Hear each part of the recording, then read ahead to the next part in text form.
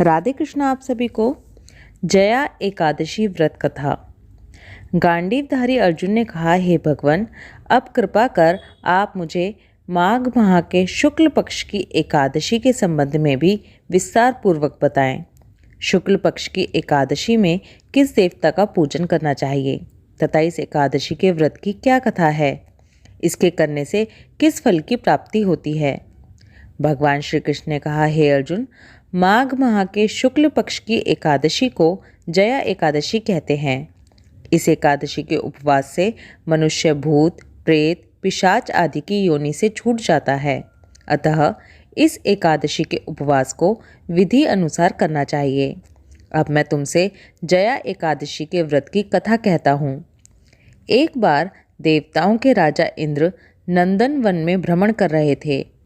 चारों तरफ किसी उत्सव का सा माहौल था। गांधर्व गा रहे थे और गंधर्व कन्याएं नृत्य कर रही थीं। वहीं पुष्पवती नामक गंधर्व कन्या ने माल्यवान नामक गंधर्व को देखा और उस पर आसक्त होकर अपने हाव भाव से उसे रिझाने का प्रयास करने लगी। माल्यवान भी उस गंधर्व कन्या पर आसक्त होकर अपने गायन का सुर ताल भूल गया। इससे संगीत की लय टूट गई और संगीत का सारा आनंद बिगड़ गया। सभा में उपस्थित देवगणों को ये बहुत बुरा लगा। ये देखकर देवेंद्र भी रुष्ट हो गए। संगीत एक पवित्र साधना है। इस साधना को भ्रष्ट करना पाप है। अतः क्रोधवश इंद्र ने पुष्पवती तथा माल्यवान को श्राप दे दिया। संगीत की साधना को अपवित्र करने वाले माल्यवान और पुष्पवती, तुमने देवी सरस्वती का घोर अपमान किया है। अतः तुम्हें मृत्युलोक में जाना होगा। गुरुजनों की सभा में असंयम और लज्जाजनक प्रदर्शन करके तुमने गुरुजनों का भी अपमान किया है। इसलिए इंद्रलोक में तुम्हारा रहना अब वर्जित है। अब तुम अधम, पिशाच, असंयमी का सा जीवन बिताओगे। देवेंद्र का श्राप सुनकर वे अत्यंत दुखी हुए और हिमालय पर्वत पर पिशाच योनि में दुख पूर्वक जीवन यापन करने लगे। उन्हें गंध, रस, स्पर्श आदि का तनिक भी बोध नहीं था। वहीं उन्हें असहनीय दुख सहने पड़ रहे थे। रात दिन में उन्हें एक क्षण के लिए भी नींद नहीं आती थी। उस स्थान का वातावरण अत्यंत शीतल था, जिसके कारण उनके रोए खड़े हो जाते थे, हाथ पैर सुन्न पड़ जाते थे, दांत बजने लगते थे। एक दिन उस पिशाच ने अपनी स्त्री से कहा, ना मालूम हमने पिछले जन्म में कौन से पाप किए हैं जिसके कारण हमें इतनी दुखदाई ये पिशाच की योनि प्राप्त हुई है। पिशाच योनि से नरक के दुख सहना कहीं ज़्यादा उत्तम है। इसी प्रकार के अनेक विचारों को कहते हुए अपने दिन व्यतीत करने लगे।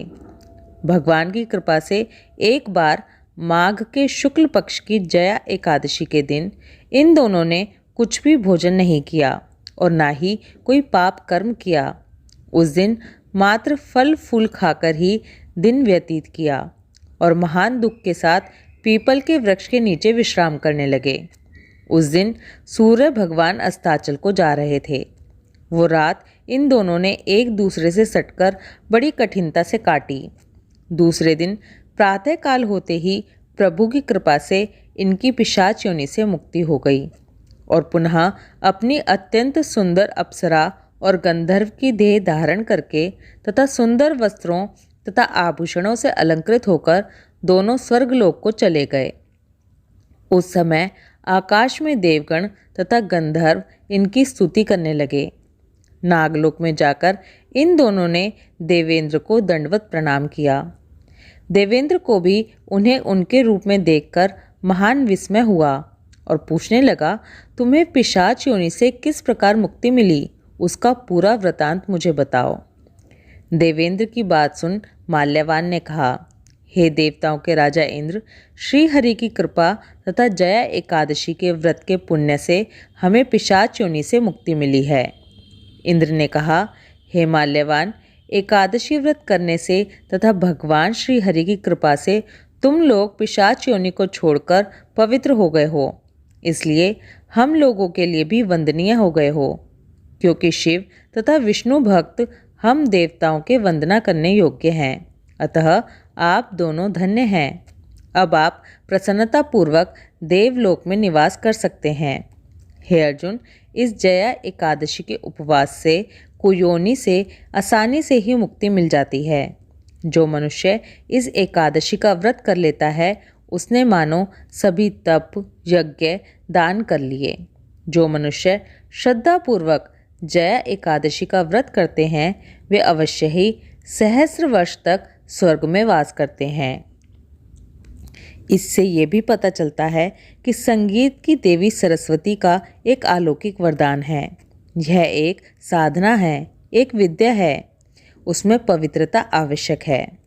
फिर जिस सभा में अपने से बड़े गुरुजन आदि उपस्थित हों वहाँ प्राणी को संयम और मर्यादा को बनाए रखना चाहिए ताकि गुरुजनों का अपमान ना हो, उनका सम्मान बना रहे।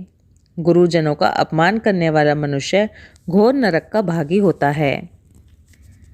जया एकादशी व्रत कथा महात्म्य समाप्त। ओम नमो भगवते वासुदेवाय। राधे कृष्णा।